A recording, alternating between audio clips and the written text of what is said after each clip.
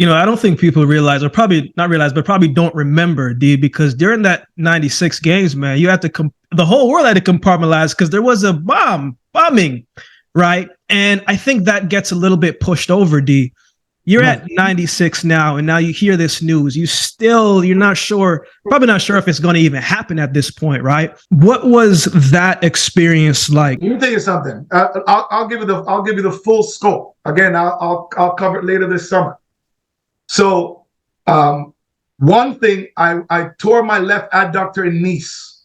So that was 3 weeks before the 100-meter final. So I was injured coming into the games, right? Wow. That's number one. Number two, it was a Sports Illustrated article that was written that was a massive uproar where I was criticizing, I guess, Canada and America for being racist, and one being more racist than the other. And remember, this is unlike now where we can sit and have a discussion, and it's okay, and it's okay to talk about, being black and proud and smart, or every other race for that matter. That was something that was very in your face, and tons of media around it.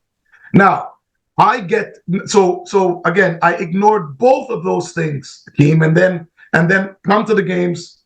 I get to the, I go through first heats, doing okay. Quarterfinals, doing fine. Go to bed that night. The bombing happens the night between the rounds and the finals. Wow. Right? So I'm just like, so I woke up in the morning, the bombing happened. I woke up in the morning, and sometimes Dan messes with you. And Dan has this crazy, he's got this like dry sense of humor, a dry, sarcastic sense of humor, which I like because I'm that way too.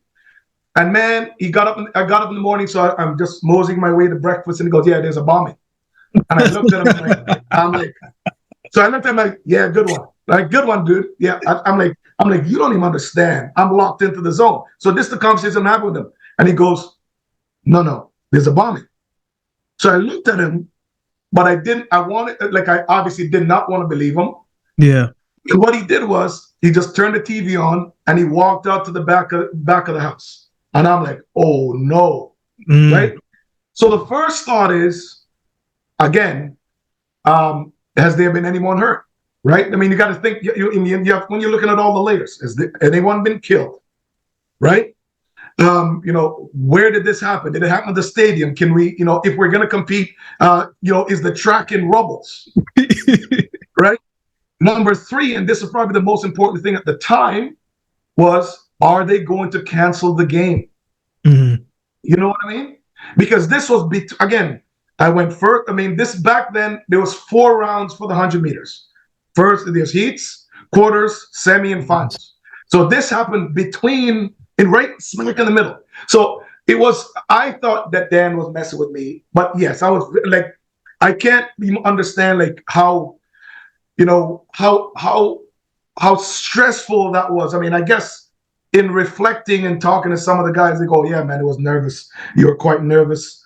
But Dan had expected me to run. I think he said something between 961 and 974, something like that in the finals.